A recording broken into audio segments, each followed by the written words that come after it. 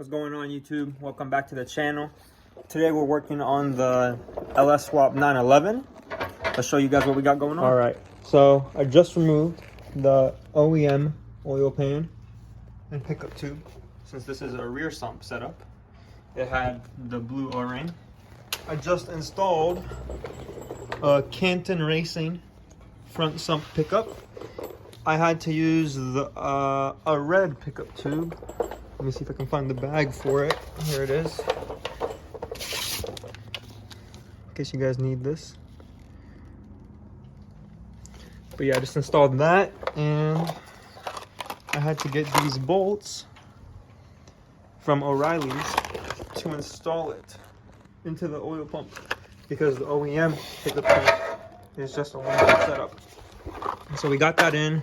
We got a nut for right here. I forget what part number that is. Maybe it's this one. Might be this one right here. This is what we got. It's nylon. Make sure you get nylon so it doesn't back off. I'm actually gonna take it back off and put on some Loctite with it just to make sure.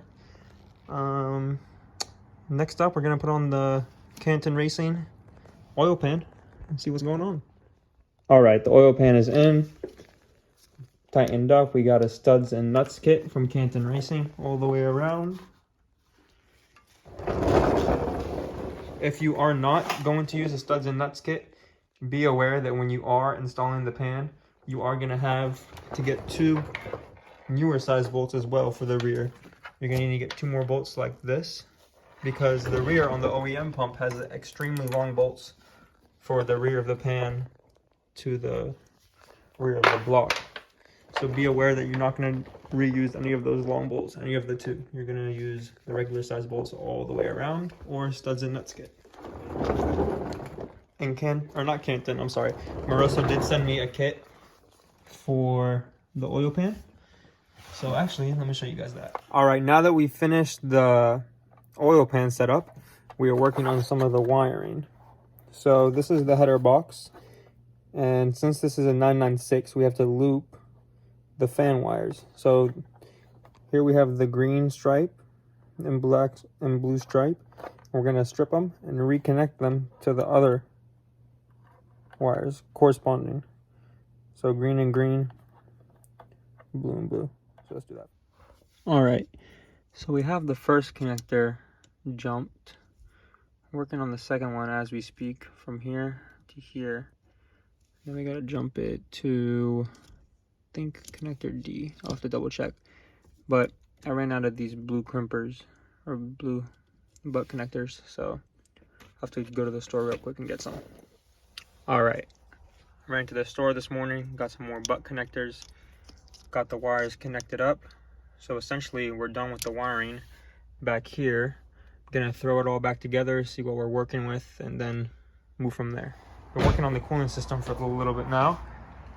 Just pressure tested it. It has a leak up here on the steam vent, so I'm gonna have to lower the engine a little bit, tighten it up, and see if that fixes it, and see where that leaves us. Charging it up real quick, tighten down the steam port line. Let's hope it works.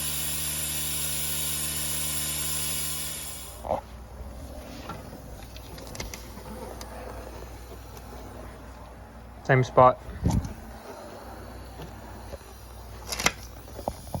All right, so I poured some water through the fitting, and it's leaking from these little dimples right here.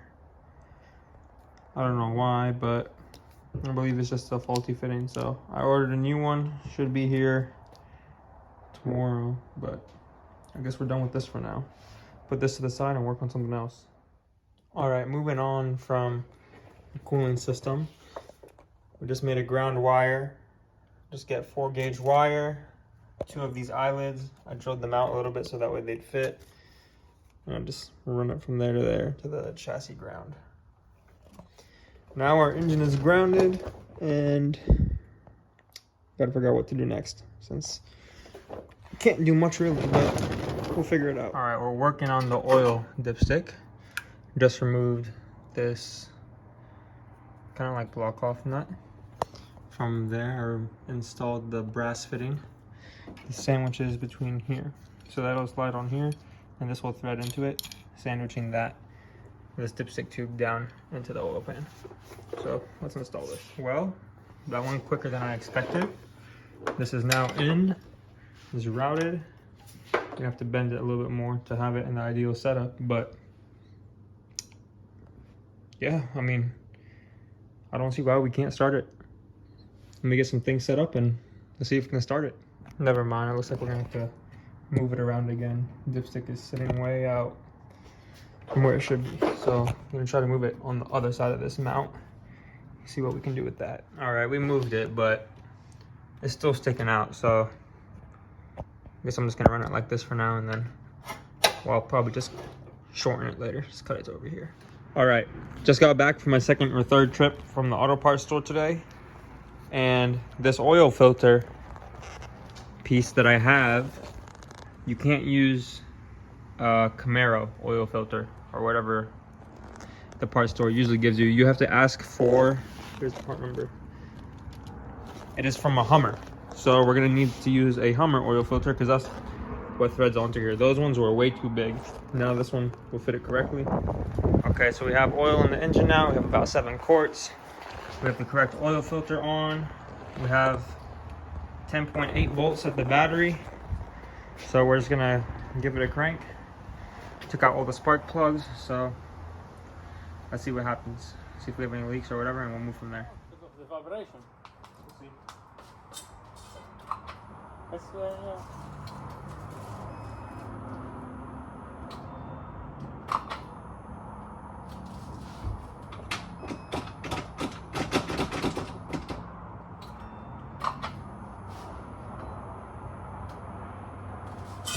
it's not clicking.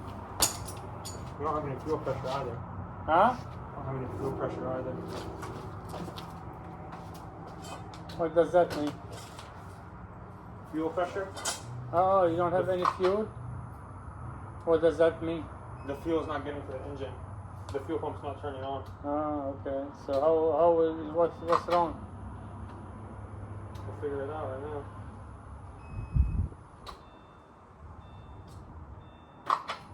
Are everything hooked up?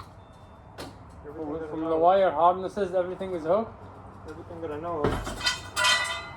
I mean, is the fuel pump wired? Yeah.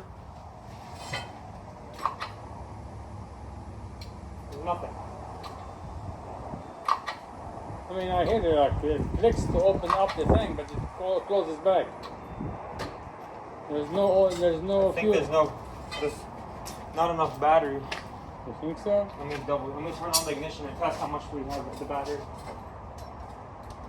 Yeah, I mean, the battery has been empty, man. Yeah. It's been empty for a long time.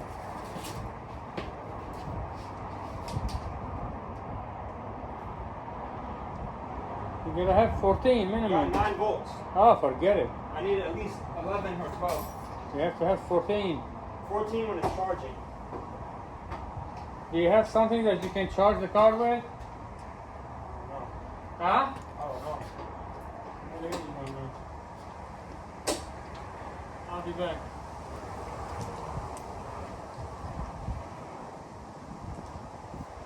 Leo, Yeah. ready? Yeah. We can try it. But you wanna, okay, but do you wanna do the, I have 10.4 volts. but do you wanna do the, What's some? this thing has been recording all that time. Yeah, it's okay. Okay.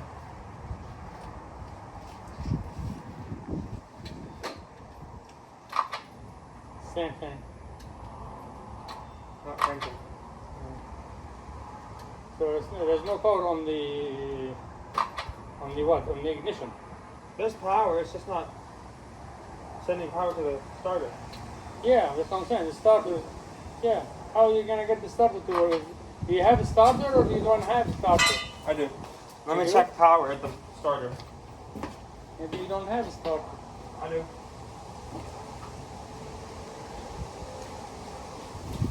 Let's see. What do we have at the starter? I need to go get your light. No, How can you see? not that dark out.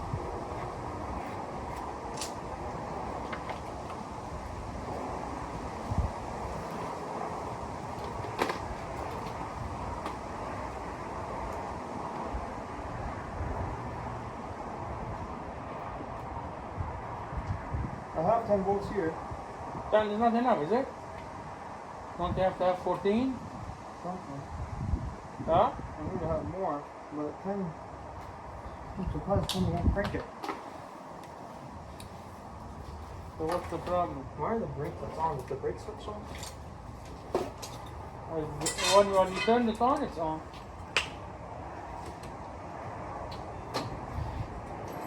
I don't hear the ignition clicking. Yeah, let me see. There needs to be more power, I think. Huh? I need more battery voltage. Need more power? Yeah. I have something. Let me go Do I get have a it. battery laying around? Let me go see what I have.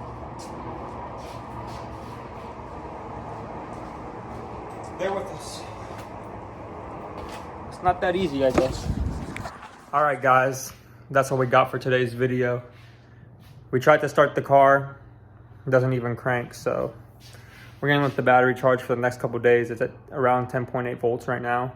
It has been sitting for a long time, so we'll let it charge, see what happens, and yeah, if still a full battery doesn't make a difference, I'll have to start digging and seeing what we can find.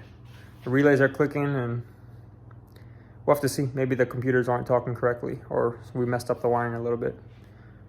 Well, you guys enjoy the rest of your week. I'll see you guys in the next one.